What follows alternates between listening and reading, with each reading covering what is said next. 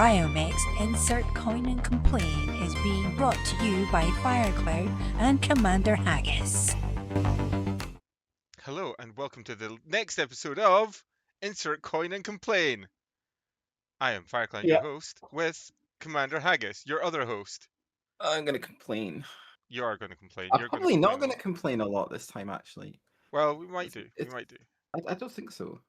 Um, Because I haven't. Anyway, we'll get to that. Yeah, it's RPG day, role-playing game day, and I'm not meaning like the dodgy type. I mean like the proper role-playing game, tabletop ones. So tabletop games.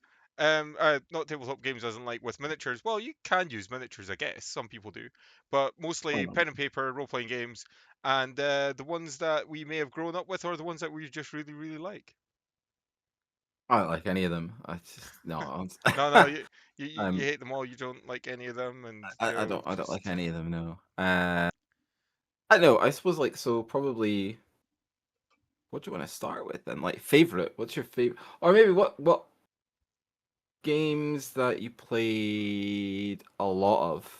Okay, as a kid. Do you want me to start, or do you want to start? Well, our lists are probably very, very similar considering we grew up together. Give me 2 seconds. Give me 2 seconds. Okay, right. Let's start with this one.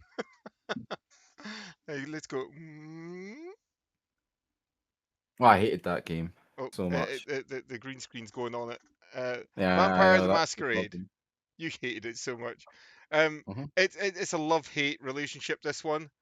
Because I used to love playing it. I used to love GMing it, and then you always get that role-playing group. There's always certain people that just kind of come in and ruin it for you. It's the only way I can describe it. Yeah, you're right. So the game, that's the original Vampire the Masquerade. That book is actually the 3rd edition. So I do have the 1st and the 2nd edition here. But the 3rd edition, 2nd edition was the one that we played the most. And it's basically about, originally it was the 7 clans of the Camarilla. They were the good vampires. That you took on a role of one of those clan members. And basically it was very political, unless you actually got into lots and lots of fights, which you could get into lots and lots of fights as well. But when we played it, we were probably, I think we're 14 when we first played it. So that was a few years ago. Let's just not go into how many years ago that was. Yeah, probably about that age. I think so. Yeah. And I remember going all the way down to Edinburgh, and you were in the car with me. Yes. And it was my brother. He was working for Games Workshop at the time. That had actually gone out and got me the copy that I wanted. He bought the copy for me, and that was of the 2nd edition one. So I think we were about 14 then. So we were playing that. And everybody chose clan.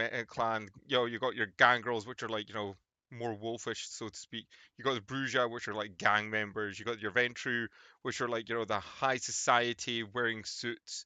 You had the Toreador ones, which were all about the art. You had the Nosferatu, which were the wee deformed ones. Well, not wee, but deformed vampires who used powers like Offuscate to hide who they actually were.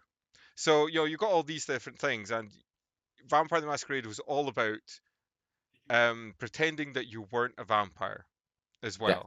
So if you're out in human society, you had to pretend that you weren't a vampire. If you broke that, if you decided I'm not going to go along with it. Welcome back. There was a slight mechanical computer internet glitch there, and we're back.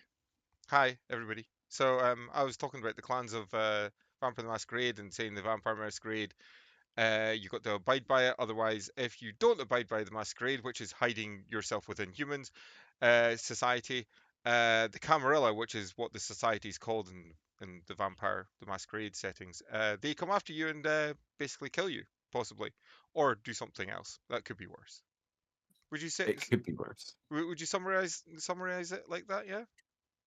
Yeah, I mean, pretty much. I think it's a lot of fun, right? It's a good game to play. I've not played it in years, so I think it's probably unrecognizable from like when we played it, to be honest. Well, yep. I'm going to say yep.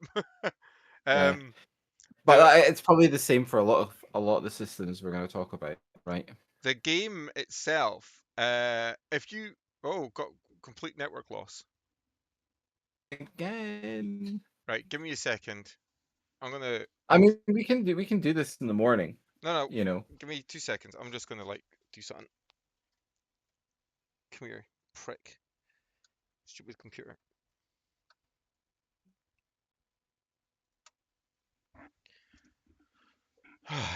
Right.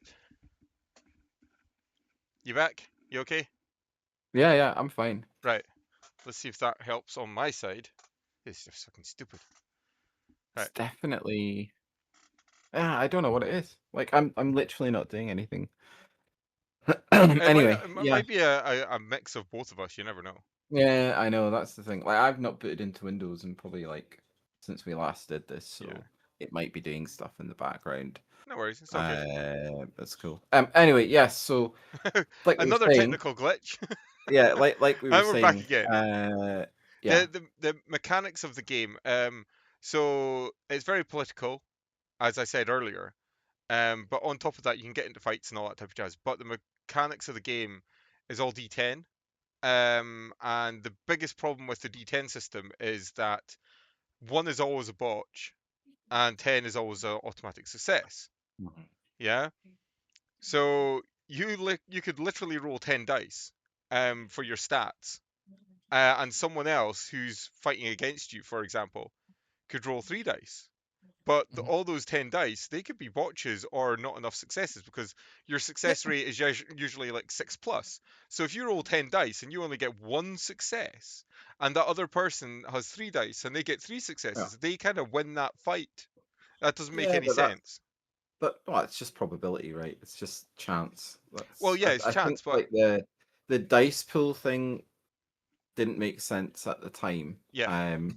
I think it for that kind of when you have systems where you have automatic failures and automatic success, I think D20 is much better, right? So it's like Hmm. so then you've got like a 5% chance on a dice of getting an automatic fail, or a 5% chance on one dice of getting an automatic success. I think that seems a bit fairer than the Yeah. D10 10%, and also the dice pulling in D&D, I think makes more sense than Yeah. Vampire does. But like Hmm. I say, I haven't played it in a long time, so I would have thought they'd address that in some form of dice pool like Well, rule. since you said that, they did make the next vampire game, which I have Oh not my god, played. this is not going to be a podcast of like Vampire No, the no, no, no, Masquerade. no, it's not. It won't be. It won't be. They made the Ah, next vampire game, which I did not like because they changed a whole bunch of stupid things in it, and it uh-huh. didn't make very much sense. Yeah, Right. it felt like they were kind of money grubbing. Although the book looks very, very nice, if I can get like an angle on it. That's Mm-hmm. Vampire Requiem, which was the replacement for Vampire the Mm. Masquerade. Now, the books are very nice. They look very nice and shiny, but because they did the whole apocalypse thing for Vampire the Masquerade and then turned it into Vampire Requiem, they kind of screwed a whole bunch of stuff up, clans, things like that. It didn't do so well because people just they didn't like it. They just didn't like what they did. Mm. So the Malkavians, which were one of the clans, they're the crazy ones, so to speak. They turned into the Malkovians and made them a subclan of, I think it was the Ventru, if I remember, Mm. which didn't make any sense. Yeah, why would you do that? So a lot of people were just like, well, I don't like it, and they still kept on playing Vampire the Masquerade. And to finish that off with, they did re-release Vampire the Masquerade again. So they realized that they weren't doing very well with the Requiem, books and things like that. So they re-released Vampire the Masquerade, Mm. to make it like Yeah, consistent, shall we say?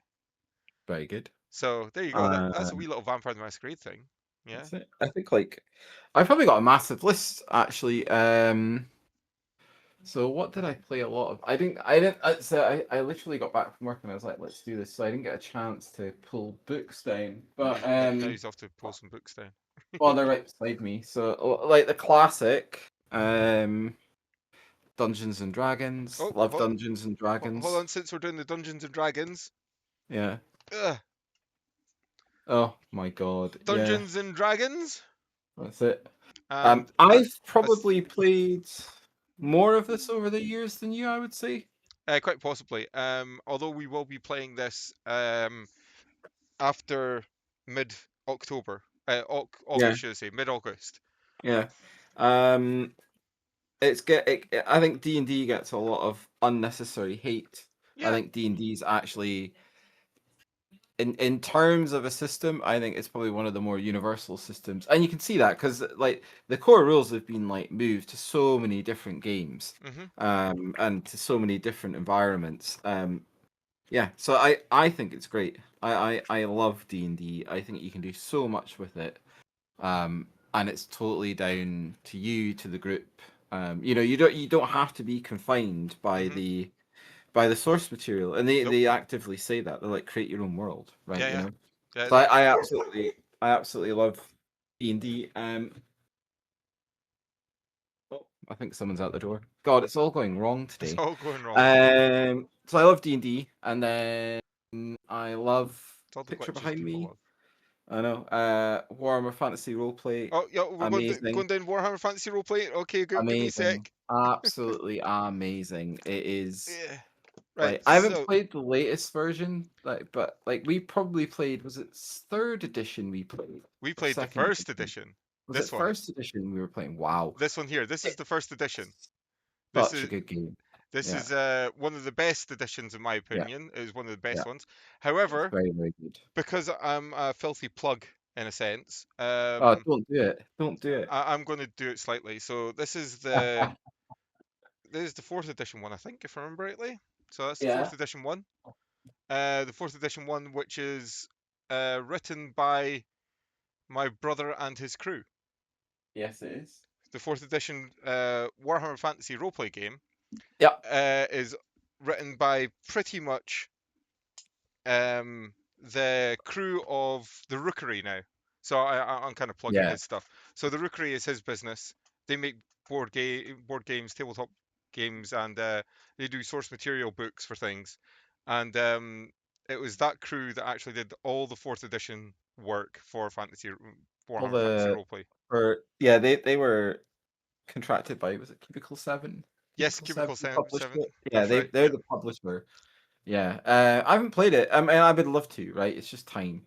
Yep. But first edition was absolutely amazing. In the same vein, first edition of the Lord of the Rings role-playing game, we played that. Yeah. Yeah. I, We I did. remember us. I remember us coming across the ring race, and then Liam being like, "Oh, instant terror," and we're like, "What?" It's like, can't do anything. We're just like, "Shit."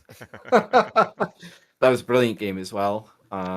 We also Just played a so lot of many. Star Wars. There you go. This is a new edition. That's the I think latest you've edition. got. I Yeah, think you've got. I I've think you've got. got my original edition. I I'm I sure I actually gifted it right to you. the edition that you're talking about was the second edition by West End Yes, Games.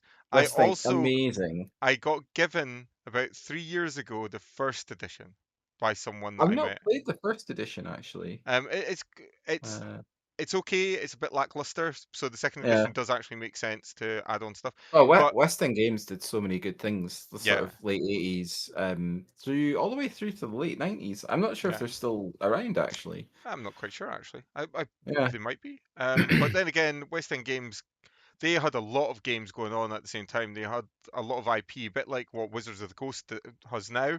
They've got a lot of Yeah. IP under their belt. And West End Games also had their own stuff like Torg, Hmm. which was very much of a new style and scenario style game. So, Yeah. which had nothing to do with the D20 system, which is what Well, Dungeons and Dragons and Wizards of the Coast it's go down. it's really interesting, right? Because I'm looking at this now. I remember reading it. I've read through it. I've never played it, right? Um, I would have said Star Wars, Hmm. second edition Star Wars, was one of the few systems that actually they used D6. So one of the few Yep. systems that got the D6 system D6, right. yeah, the D6 system actually worked Whereas really well. this That's this D20. is D20, That's which right. is I'd be interested to play this using D20, see how it actually feels, because S- the D6 system and the old D6 system in Star Wars the way, I'm not going to go into the mechanics, but the game felt very dynamic. Mhm. Like, it felt like the scenes in the cantina and things like that, because random stuff could happen very easily. So Yeah. I wonder if D20 lends itself to that. It'd definitely be more nuanced, right? There's more scope for things to go wrong and for your character Yeah. to progress because you've got more points and all the rest of it. But no, I want to play through this. This is cool. And then also, I want to play the Alien role playing game that you got me. Yes. That looks Yes. really good. I've just finished reading the lore for Mhm. that. That looks amazing. Like, Yeah. again, because you're not bound to the confines of the movies or anything like that. Like, Mhm. if you want to be an engineer, be an engineer. If you just want to be some guy who's stuck onto a ship, you can do that. Yeah. It's really, really interesting, kind of exploring the universe rather than exploring the kind of the published IP, if you want. And Star Wars was always good at that as well. Star Wars was always really good at, like, if you do you want to be a Jedi, be a Jedi. But there's all this other stuff you can do and explore the systems and go off and do random stuff. So it's really, really cool. I think Um, I think one of the things wrong with the IP of Star Wars is that quite a lot of people push Jedi this, Jedi that, but Star yeah. Wars is more than just the Jedi. If you've not Mhm. seen the Andor TV series, I'd recommend going seeing that. Yeah, And then I if would you say want to all incorporate of them. that into like, an RPG, Yeah, perfect. like all of them, like all the TV series have brought something. Mhm.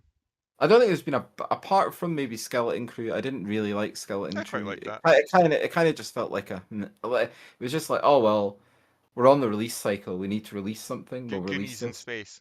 Yeah, it was a bit like, yeah, unnecessary, kind of not my cup of tea, but not terrible either. Like, well made, right? Like, it was well made, well produced, but just not for me. Yeah, But I think everything else that they've done expands I agree. expands the universe, gives you a better understanding. Even like Obi-Wan, I think Obi-Wan's fantastic Obi-Wan's because brilliant. it's one of the first So times good. you actually understand um why people, and what mainly actually is one of the first times you understand why the Emperor is inherently scared of Darth Vader. Like, he basically Oh wants yeah. to replace him the entire time he's there, and you Mhm. kind of never really understand why. Because you just think, oh, you're just all powerful being, and then you're like, all right, I get it. Yeah. You know? Well, that's why he put him in the suit. He didn't need to put him Yes. in that suit. He put him in the suit to keep him angry, to make him Yeah. be always in pain, and to also dumb down his force powers, because if he's always in pain, he can't Yeah. use his force powers to the Exactly. total And then extent. I'm trying to think. What I mean, there's so many games we played over the years, like Shadowrun, Shadowrun, amazing. Cyberpunk, Cyberpunk. Oh my god, Shadowrun, both of Cyberpunk was those. amazing. Yeah, very, very cool Here, game. I'll tell you a wee little story that I'm sure you'll remember when Octasco had his buddy visit. He actually Oh yeah. ran a cyber no a Shadowrun game for us, Yeah. where we had to basically look after a building, and it was under siege by people trying to get information out of it and things like that. And there was a point where your character fired a grenade launcher at a hovercopter, Yeah. and it hit the core part of the copter, and it killed the people inside the copter, and it was falling towards the building, remember? And I was the only Yeah. one there. I was on the top of the building. I was the only one there that could do anything. So I was like, you know what? Let's do a heroic thing. Oh And god. the games master was like, well, you've got to get max points in your Yeah. dice. Yeah. Yeah. And I rolled those dice, and I got those max points. So my character jumped and like landed on that copter, and I actually got that copter to safety before it smashed into the building, and basically lost Absolutely. us that job. I know. I was just like, what are you doing? No, I would have killed myself. But I again, know. that's one thing about role playing games. It's like you take those chances. It doesn't matter if your character dies. It's you got to think of it like Oh, I don't a know. movie It's or something. after you've had a cat. Like, I think I was very upset when, because that's how fantasy roleplay ended after about 2 years. I can't, because you were GMing, and I think it just got to the point where we were so OP that you just Yeah. contrived some, like, was it a bloodthirster or something? I don't know. Anyway, yeah, because my dwarf by that point was like a demon slayer, and I Hmm. was just wandering around like wrecking everything, Yeah. and I was very upset when he died. I was like, no. But then I was kind of like, sometimes you have to kill a scenario, or you have to kill off a Yeah. group, because it's just like, you reach the point where there's not a lot left for you to do, right? In that world that you're exploring, unless you create a new world and all the rest of it. So sometimes it is better to actually start afresh. It is And really just, better you to know start what? afresh because if you've got an OP Um, character, you're just wandering around, just killing things, doing whatever you yeah, want. The games master exactly. has to come up with random things to talk about, and it's really, really hard for the games master to come up with Yeah, ideas for OP characters because absolutely.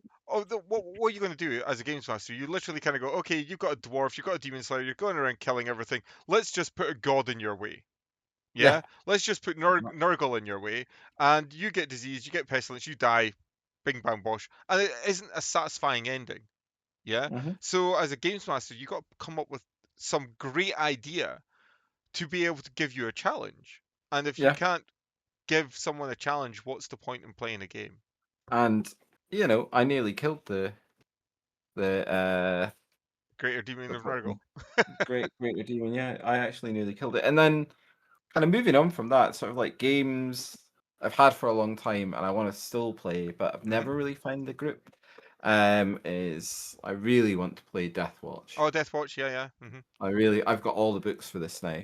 Um, and they cost me a pretty penny because I didn't buy them when they were published. I think this is like worth like 170 quid or something crazy like that, which is insane, really, because it's That just is a pretty book, insane. right? But it is such a good game. I've read it I don't know how many times, and it's finding the right group of people, right, Yeah. to play it. Um, I met someone today, no, met someone yesterday, when mm. I was doing interviews for jobs, that is very into their Warhammer and things like that and wants to play All games right, too. cool. So that might be an option, Death Watch. There you go. That is it. Death Watch could be coming very, very soon. I'm just trashing stuff, man. You can tell it's Friday, right? I'm just like destroying everything on my desk, and like, oh, I'm just tired, I suppose. But yeah, Death Watch is on the I want to do list. Yeah. So I was trying to think. Yeah. I've got a couple other ones that I'll go over. Mm-hmm. Right. So A State. Never played it. Okay. So A State is this one's actually signed by a whole bunch by them all. I actually have two copies of Mm-hmm. this signed by. They're both signed by the people who made it. So A State, they're using computer generated imaging on this side, Mm-hmm. should I say, for all their artwork and things like that. But it was Poser that they were using, so it's well before AI or anything like that. So they're actually still Mm-hmm. they're making all the assets and everything. Anyway, the game is actually made by a Scottish group. Mm-hmm. And when I was at Compulsion down in Edinburgh, which is the big RPG convention that they host down there, the guy Malcolm, who was actually the lead designer, he got me actually into the actual game quite a bit, and I actually did work for the game too eventually, as well as him doing RPG scenarios for the e-zine that I was making at that time because I was doing games reporting at the time. So the game is literally set in a city. It's just a massive, massive city. And it's got massive walls all the way around it, but the walls are crumbling. And outside the city is just dust and desert, and the dust and desert is crumbling the walls away, it's destroying them. But the city's so, so, so, so massive that it has like train lines, it has canals, like water canals. Not all of them are functioning because they're full of like gunk, we'll say. You know what I'm talking about.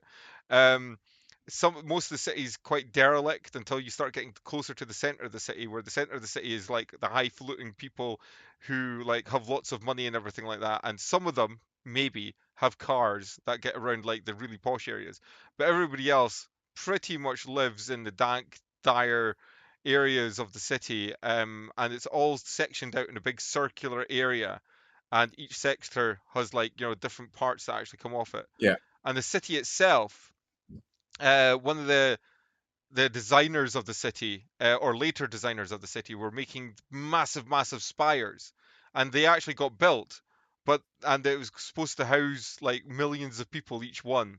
Yeah, a bit like a hive city in 40K in a sense. But then everybody found out that it was a complete scam, so they only built the shells and the insides of it never got built properly. So right the way across the cityscape, they've got these big, massive, like, spiky towers that do nothing. Yeah. And in the city, like, the trains and the trams and everything, they run, but nobody knows exactly how they run. So when one breaks down, they can't replace them. They've got to strip them and try to fix them somehow. But then again, there's only they don't really know how to do that properly. They've got their own sports and things like that called Ecranoplan Racing, which is a bit like Wipeout, the video game Wipeout, on water instead. So it's speedboat racing in a sense. And they've got massive, massive, like, defenses all over the city. Yeah. But nobody knows exactly what they do because they've never been switched on. And then they've also got like communications systems that are air balloons basically up in the air that make sure that everybody can get, like, signal and radio and things like that right the way across the city as well. So it's a cross between Judge Dredd, a fantasy world, a weird sci-fi world, and doom and gloom. That's the way to describe it. It's absolutely brilliant though, like, because it leaves you the opinion of being able to play any type of character you can think of, anything from a mercenary to a cop to you can play a kid in it because the kids actually fly the fighter jets that protect the city as well from nothing. Yeah. Yeah. Um, and you could even become like an archaeologist if you want to, because there's stuff in the game that is there to be found. So there's like a library, for example, on the edge of the city that nobody goes near because it's really, really dangerous. But there's so much stuff in the library that's important to where the city came from and why the world outside is absolutely wrecked. Yeah. So you've got lots of stuff that you can do in that game. Anyway, that's pretty good game. Yeah. And then I suppose like before I end, in my opinion, best RPG of all time. If you haven't played this game, you're missing out. You should go and find it. Paranoia is the best RPG. Paranoia is so good. Paranoia is it. So basically, well, the clues in the name, like you're paranoid. You have different levels of clearance, and we escaped. So we did get out once. We got out of the kind of bunker. The complex, yeah. Yeah, and but you never seen things like trees and stuff like that before, and then we're just like, what's that? And then you roleplay it out, right? So you're just kind of like, it moves in the wind. It's aggressive, shoot it kind of thing, stuff like that. It's ridiculous, right? But it's so much fun to actually. It makes your mind really, really work in terms of kind of like if you're into that, like I'm gonna play this character. Yeah, you really have to think about what you're doing, and then obviously everyone's just kind of like, oh, it's him. Yeah. He's the one that's causing all this, and then it's hilarious. It's a mixture. It's like a mixture of Among Us and Silo. It's Very really, much really so, funny. yeah. It's hilarious, and it's a lot of fun, right? And the game sometimes doesn't last that long. Depends how quickly you get It access really to depends. weapons. So in the game, obviously, you start off in a bunker. Like it's a massive, Yeah. massive city, so to speak. Yeah. And everybody's a clone of everybody. So you all look very similar in some ways as well. Hilarious. And you've all got like names that are linked to your clearance level. So red is like the lowest level, if I remember rightly. Indigo or ultraviolet is the highest level. So everybody has a name linked to that. But one of the main scenarios in the very first, I think it was the second edition of Paranoia, you've got to go up top, and you get a machine to go up top, but you don't get told how to use the machine. Yeah, and you don't get told what's actually in the machine because there's crates and everything. And then when you get up top, you know, you've got to figure out what you're supposed to do because you've only got this wee little communique that basically says go up top and have a look around type of attitude. And while you've got enough clearance to get into the vehicle, but you don't have the clearance to know what you're doing. yes, exactly, or to open the box. Yeah, exactly. It's ridiculous. So, these guys are cleared to put them in the machine, but then it's like we don't know what we're doing, man. Yeah, and everybody's got a secret society, and that secret society gives them a mission to do while they're doing that mission for the computer because the computer runs like civilization. Now, it's very good. Yeah, and the thing is that nobody at all in the bunker or this whatever you want to call it, the underground city, knows what things are, apart from what they see on an everyday basis. And if they Yes. ask questions about that, Oh, you hello, can't be computer, doing that. I would like to know more about this person over here, whoever it is. I'm sorry, citizen, you don't have clearance for that. And if you try to get around it and go, well, I know I don't have clearance for it, but I was just wondering, does that person have a big toe? Yeah. Like absolutely And then, like, no computer will be questions. like, I'm sorry, citizen, you don't have clearance for that. If you keep on asking these things, you will be eliminated. And you That's could it. die because of that. And you then, It's such a good game. when Such a good it's game. such a good game. When you die, you end up with another clone of yourself. Mhm. But you got to be At careful a lower level. at a lower At level. a lower clearance level. So it's a cycle of fun. You've got to play it with a kind of light-hearted group. Yeah. Oh, yeah, I very think much it's so, yeah. like it And is a lot of fun. one of the things about that game also is that when you do in the games that we played, when you got to the surface. Now, Mm. when I ran the games, I always said, unless you're like you've got to say that you're talking out of turn. Yeah. Yes. You know, you Yeah. have to say, okay, I am like talking as me, as in personal me. Mhm. I'm going to get my character to go do this, this, and this. Yeah. Otherwise, you're actually talking. And Yeah. everyone's like, "What is You're going on? Who's he yes. talking to?" So it's like I remember quite clearly we had a group of 4 people playing this game, and you all got out of the vehicle, and one of them turned around and said, "Hey, that's a tree over there," and you, Haggis, went, "What's a tree? I don't know what a tree is. You're a common mutant traitor. You know That's it. things that you shouldn't know, and you shot him in the back." Yeah. Hence I the was name playing my character. Paranoia. Play my character, bro. You're playing the Like, character, and you played it yeah, correctly because yeah. that person shouldn't have known what a tree is This is it. because they'd never seen one Um, before. I know it's hilarious, but that's so good. I feel like we could have another episode out of this because I need to go and do IRL stuff now, guys. What? Oh, Unfortunately, that's terrible. I know it's crazy. Yeah, well, we Um, can finish it. I think we should have another episode of this because there's way yeah. more that we could talk about, definitely. Well, it's kind of like scratch the surface. You know, there's a lot of other things that we both played, like RPG wise. Yeah. But I think it's a good starting point, right? It's a good kind of like gives people an idea of the kind of things we have played and the Mhm. things that we're likely to have the next episode will lead on to. Yeah. And we haven't even talked about one of my other favorite games that we played a huge amount, but we'll leave that to the next to the next episode. Next iteration. Definitely. Yeah, Yeah. 100%. Yeah, there's a few that I wouldn't mind mentioning and talking about and things like that Yeah. because there's a lot of RPGs out there. Quite a lot of people Mm. only think Dungeons and Dragons exists. Yeah, But there's so exactly. many out there, it's unbelievable. So I would recommend if you liked any of the ones that we talked about or you thought they sounded good, have a look them up, go buy them because you might be able to get Yeah, them on the cheap, especially on absolutely. eBay or something like that. And yeah, go do that. Or if there's an RPG that we've not mentioned that you want us to talk about, just leave a comment somewhere and we will get back to it. Mm-hmm. Absolutely. Yeah, certainly. Comment. Yeah. We'll read the comments. We'll get back to you guys, or we'll probably just like talk about them in the next episode if we're going to continue on the RPG thread. But I definitely think there's another episode in this Oh, easily. where we don't have tons of technical issues. Yeah, quite agree. Yeah, technical No. issues. Sorry about that. Right. I know. Well, it's the interwebs. Yeah. Thanks for joining us, and hopefully we'll catch you on the flip side next time. Absolutely. Thanks again, guys. Bye. Bye.